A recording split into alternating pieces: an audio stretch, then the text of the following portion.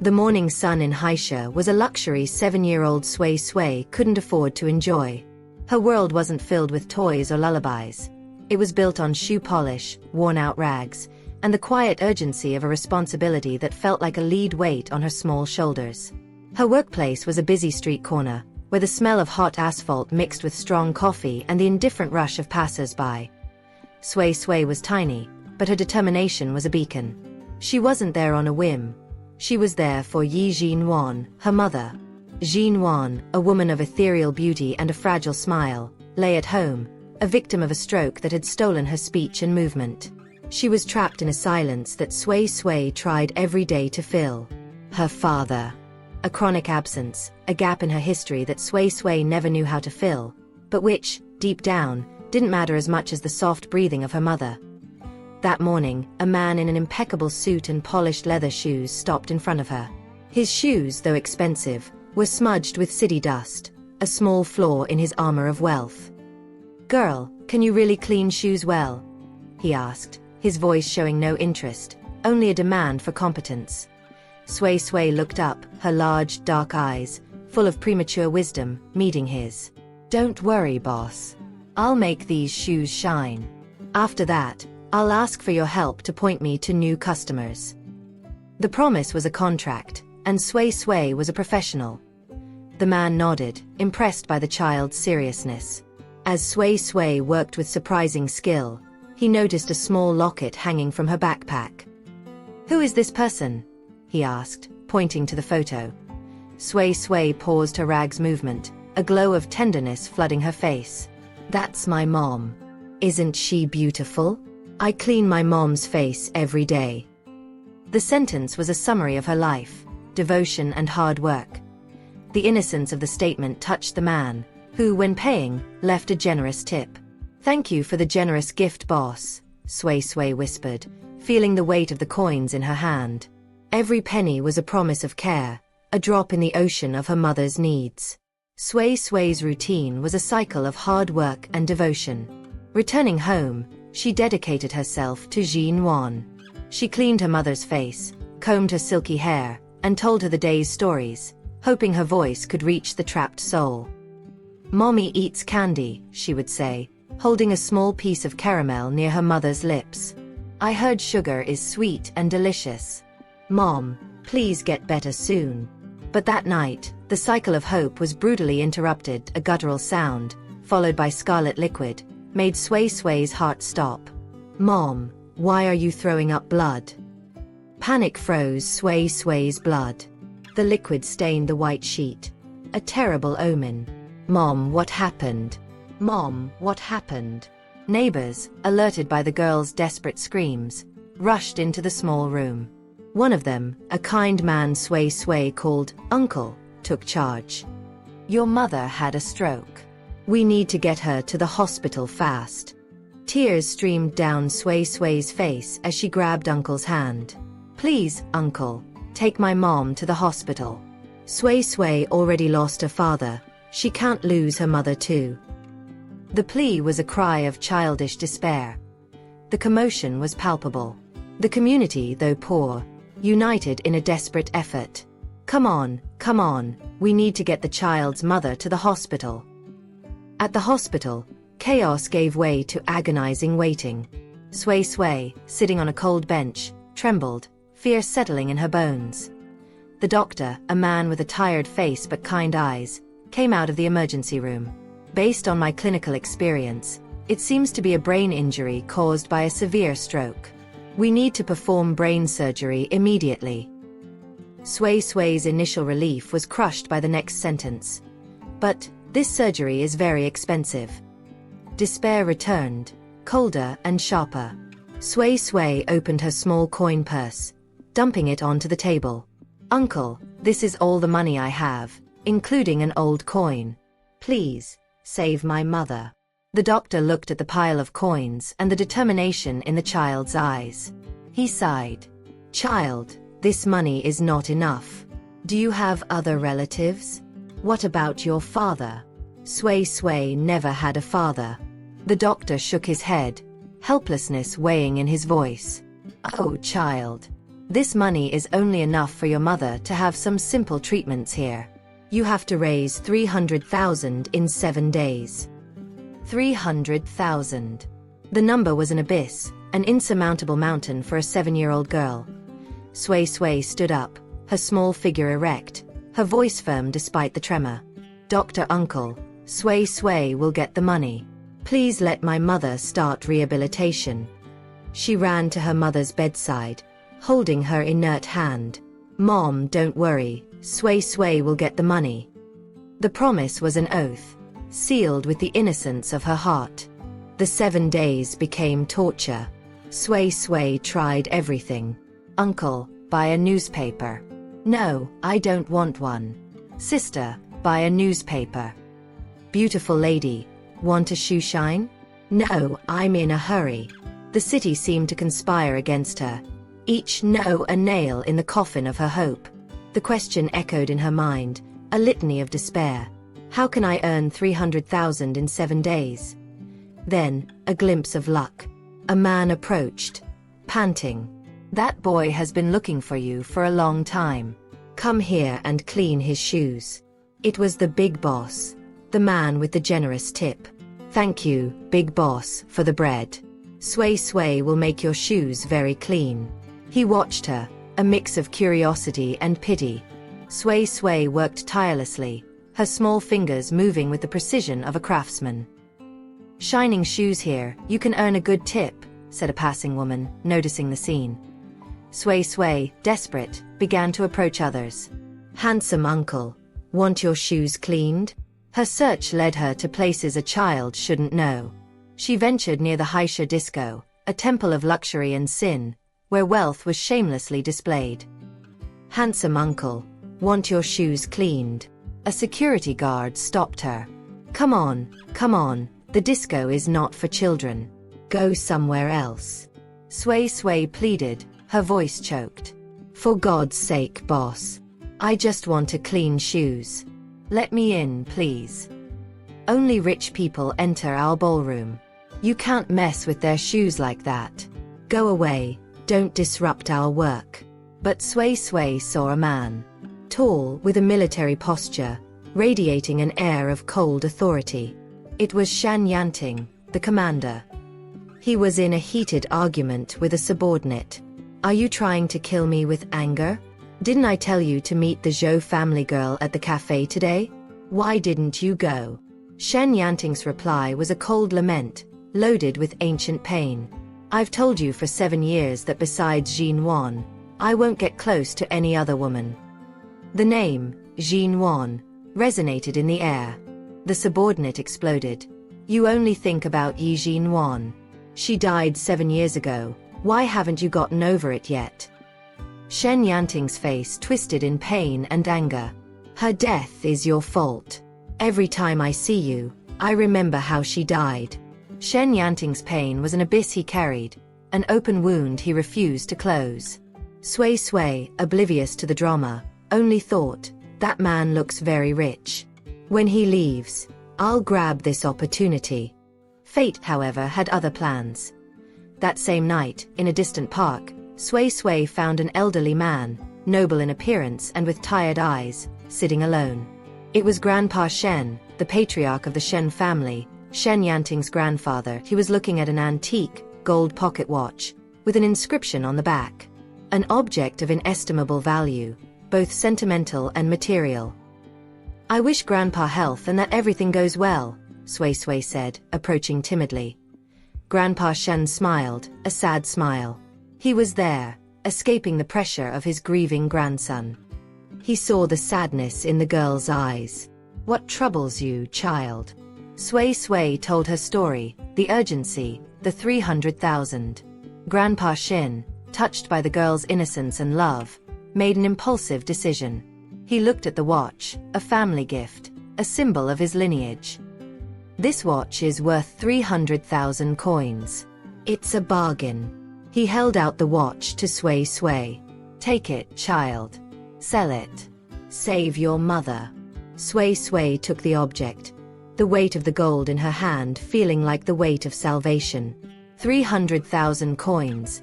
This can save mommy. Thank you, Grandpa. She ran, hope renewed, unaware that Grandpa Shen, in his distraction, had forgotten about the watch. Minutes later, Shan Yanting arrived, looking for his grandfather. Where is my watch? Grandpa Shen asked, confused. Shen Yanting, annoyed, replied, Did you steal my watch? I don't care about that old watch. Didn't you lose it while you were drinking? Grandpa Shen, realizing what he had done, but not wanting to involve the girl, only said, Go look for it right now, even if you have to turn the hall upside down. Also look for Commander Shen. Sui Sui, oblivious to the confusion she had caused, ran to the hospital. The 7-day deadline had expired. Child, did you raise 300,000 silver dollars? Today is the last deadline. If you don't have enough money, you will be expelled, said the doctor, his voice heavy with remorse. Uncle, I couldn't raise the money, but a kind grandpa gave me this watch. See if it can cover my mother's medical costs. The doctor took the watch, his eyes widening. This watch really seems to be worth 300,000 silver dollars. You got lucky. Come with me. That's great. My mother will finally be saved. Sui Sui's joy was short-lived. In the hallway, the imposing figure of Shen Yanting appeared, accompanied by his subordinates. Commander Shen, someone in the dance hall pointed out that it was this girl who stole your pocket watch. Commander Shan Yanting looked at Sui Sui, and the coldness in his eyes was cutting, an ice blade. Get in there, he ordered. One of the subordinates stepped forward. You brat, give back our commander's watch right now. Commander Shen, what is he doing here? This is Commander Shen's watch. Do you dare to steal his watch? Sui Sui backed away, hugging the watch. Sui Sui didn't steal it, a kind grandpa gave it to Sui Sui. It was a kind grandpa who gave it to Sui Sui. It's not yours. Do you still dare to argue? Shan Yanting approached, his shadow covering the girl. Child, this watch is really mine. It was my father who, without my permission, gave the watch to you. Now, I want the object returned to its owner. I don't want to. Grandpa gave me this watch. So, it should belong to Sui Sui. The pain of the question hit Sui Sui like a slap. Sui Sui's mother hasn't spoken for a long time. Right then, your father. Didn't even your father teach you these things? Sui Sui doesn't have a father. The commander had no patience for drama. The commander doesn't have time to mess around. Give me the watch. No, only if you give me money. The child's audacity surprised him. Here's money. Give me the watch. No, I need 300,000. What did you say? I said I need 300,000. A subordinate intervened. Commander, this girl just wants to extort money. Let's just take the watch back. Shen Yanting looked at the girl, his anger growing. Little girl. Don't be ungrateful. Do you know who I am? If you annoy me, I'll make sure you can't stay in Haisha. Sui Sui, at the limit of despair, shouted. No, this watch is for my mother's treatment. Without it, she won't survive. Shen Yanting, insensitive due to his own pain, replied with cold cruelty. I'll tell you one thing. Your mother is important to you. This watch is important to me. Give me the watch. The moment he reached out to take the watch, Sui Sui, in an act of wild desperation, bit him. A cry of pain and fury escaped Shen Yanting. Mom. Is the commander okay? Do you dare to bite me? I'm warning you, stay away from me from now on. Sui Sui grabbed his leg. You can't go. This watch is for my mother's treatment. You can't go. Get out of the way. You can't go. My watch, give it back. The scene was pathetic. A powerful man fighting a desperate child. A subordinate, seeing the situation, said, Get out of the way. Give her the money. But Shen Yanting, wounded in his pride and his pain, just walked away, taking the watch. The doctor, who had witnessed everything, approached Sui Sui. Please, doctor, don't send my mother away. I promise I'll work hard. Just give me a little more time. The doctor shook his head, his face pale. Little girl, you offended none other than the commander of our city. Now it's not just us. I don't think any hospital in the city will accept you. Sui Sui collapsed on the floor. I already lost my father, and I can't lose my mother too. She ran to her mother's bedside, kissing her forehead. Mom, don't worry. I won't leave you, and I'll find a doctor for you. The hospital, under pressure, was determined to expel them. It's past 10 now. After 10, the superiors do inspections. If they find out we sheltered someone who displeased Commander Shin, the consequences would be terrible. We can no longer shelter you. Sui Sui, in a final plea, grabbed a nurse's hand. Please, Auntie, tell Sui Sui what we should do. The nurse, with tears in her eyes, whispered, Child, get up fast. If you can get the commander to sign this consent form, we can save your mother. Consent form. Your mother is very sick. Try to get Uncle Shin's signature by 10 p.m. If it takes too long, we won't be able to save her. Auntie, don't worry. I'll get Uncle Shin's signature. And so, Sui Sui, with a broken heart but the determination of an army, set off for the only place she could find the commander, the Shin family home. Night fell over Haisha, and the fine rain turned the streets into dark mirrors. Sui Sui, soaked and trembling, arrived at the imposing Shen family residence. The wrought iron gate seemed like an impassable barrier between her world of misery and the universe of power and comfort that Shen Yanting inhabited. Inside, Grandpa Shen was in a melancholy monologue with his butler. May the gods bless my Shin family with descendants soon, he sighed. The Zhou family's young lady returns tomorrow. Take gifts and ask her to marry to continue our Shen family. Shen Yanting's voice, cold and cutting, echoed through the hall. No way. I've told you for 7 years that besides Jin Wan, I won't marry anyone else. Even if the Shin family goes extinct, it's your fault. Grandpa Shen, exasperated, tried to argue, but Shen Yanting was already leaving. I still have things to resolve. I'm leaving. When will I be able to hug grandchildren like the other old men, huh? If you don't marry, how will the grandchildren come? At that moment, the butler announced, Sir, there's a little girl outside saying she's looking for someone from the Shen family. Grandpa Shen, intrigued, ordered, Little girl? Take me to see her. Upon seeing Sui Sui, he recognized her immediately. She was unrecognizable, wet and with a dirty face, but the determination in her eyes was the same. Aren't you that little girl who was begging the other day? Why are you all wet? Sui Sui, ignoring the cold and exhaustion, went straight to the point.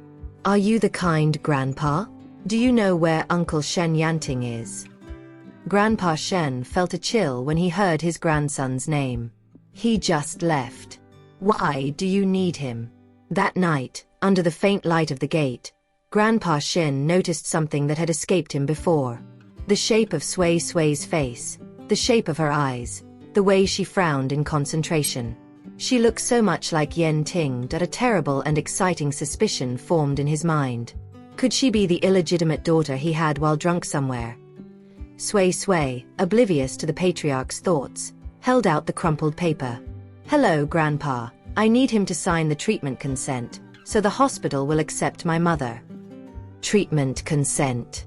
Child, tell Grandpa properly how you know Shen Yen Ting. Sui Sui, with the brutal frankness of innocence, revealed the truth. He hurt Mommy and also took the watch Grandpa gave me. He hurt your mother? That ingrate. He only does things that displease me. Grandpa Shin felt a wave of anger and, at the same time, a glimmer of hope. If the girl was Yen Ting's daughter, he would have his grandchildren. Child, Uncle Shen is not here right now. Will you come inside and wait for him? Sui Sui shook her head vehemently. I can't. Sui Sui needs the signed consent before 10 o'clock tonight. If it takes too long, it will be too late. Grandpa Shen tried to calm her down, but the girl's urgency was undeniable. Hey, child. Oh, this child. He looked at the butler, understanding shining in his eyes. No wonder the young master never wanted to marry another woman. So there was someone out there.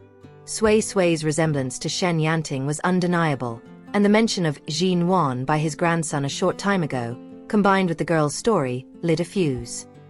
That's definitely it. Go call that ingrate here right now. Yes, sir. Shen Yanting was in his office. The pain of Sui Sui's bite on his arm was a physical reminder of the emotional pain he carried.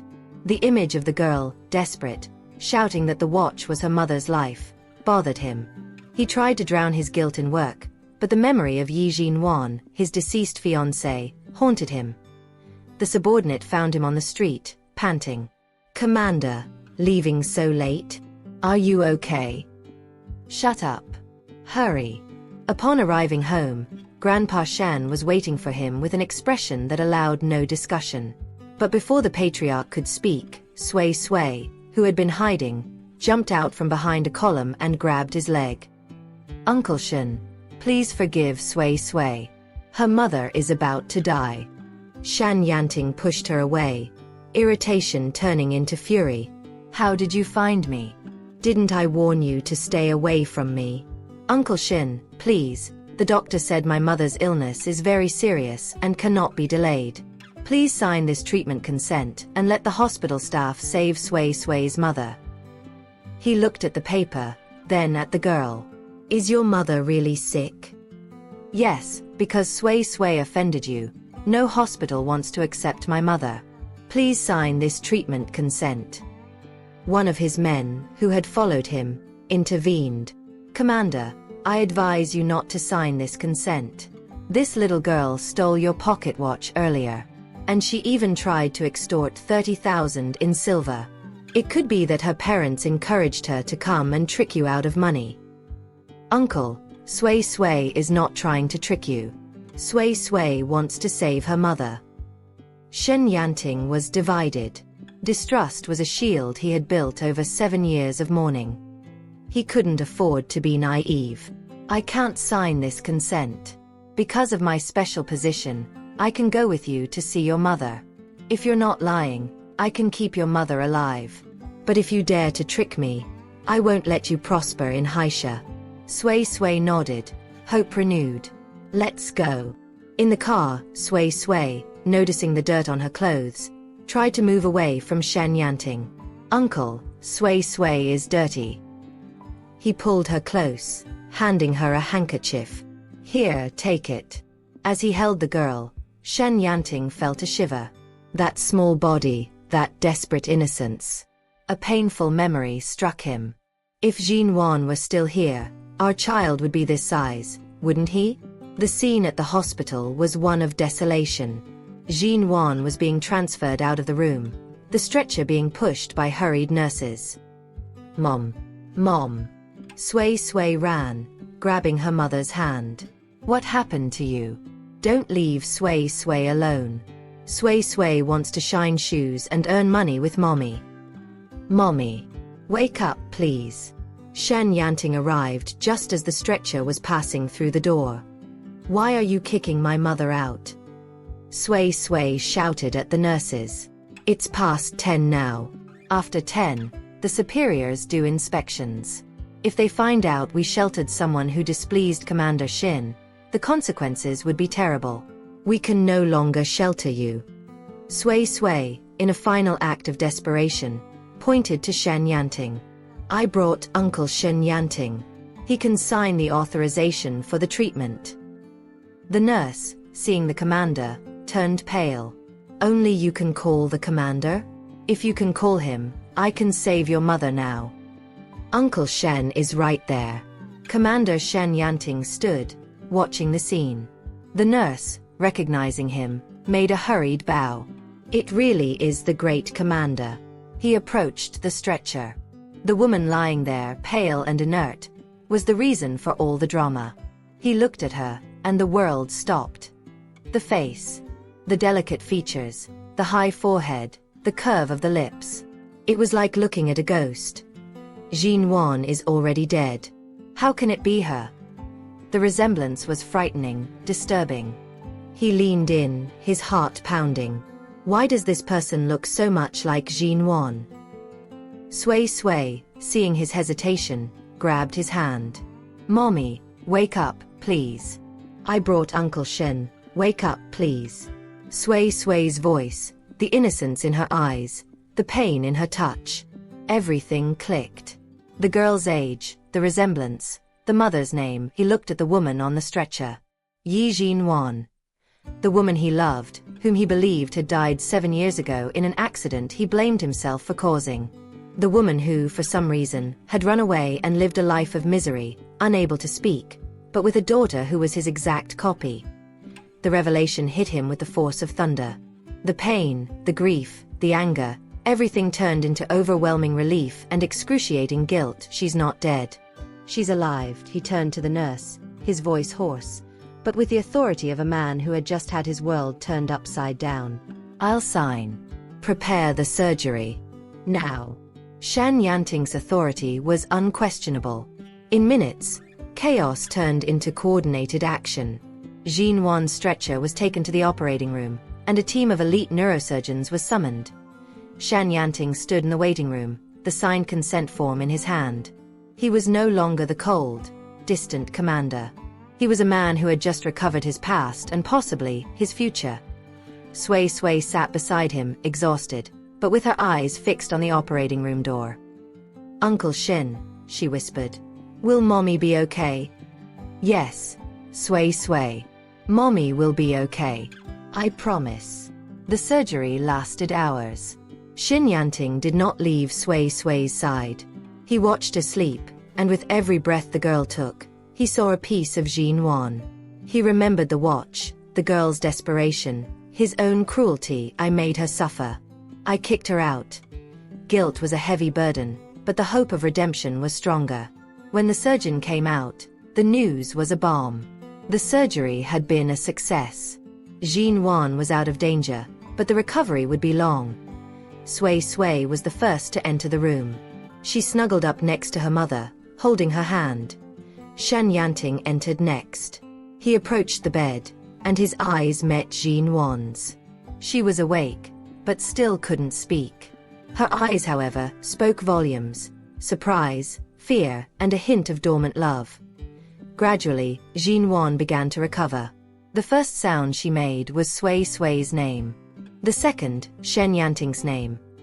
The explanation came in whispers and in a notebook. 7 years earlier, Jin Wan had run away. She had discovered a dark secret that put her in danger, and to protect Shen Yanting, she faked her own death. She was pregnant with Sui Sui and knew that if she stayed, the child would be at risk. The stroke had hit her a few years ago, stealing her speech and the memory of how to communicate, but not the love for her daughter. She had remained hidden, living in poverty, but in safety. Shan Yanting listened to the story, tears streaming down his face. He no longer felt anger, only a deep admiration for Jin Wan's strength and sacrifice. Jin Wan, he said, holding her hand. I looked for you for 7 years. I lived in mourning. Forgive me for making you suffer, for doubting Sui Sui. Jin Wan smiled, a weak smile, but full of forgiveness. She pointed to Sui Sui, who was sleeping peacefully on the sofa. Our daughter, she wrote in the notebook. The happy ending was not a sudden event, but a slow and inspiring construction. Shen Yanting, the cold and ruthless commander, transformed into a dedicated father and husband. He used his influence not for power, but for good. He ensured that Jin Wan had the best rehabilitation, and within a few months, she regained her voice. Sui Sui, the little shoeshine girl, became the beloved and protected daughter. She no longer had to worry about 300,000 coins. Her world was filled with books, toys, and most importantly, the constant presence of both her parents.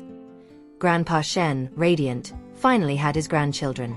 He spoiled Sui Sui and proudly watched his grandson's happiness.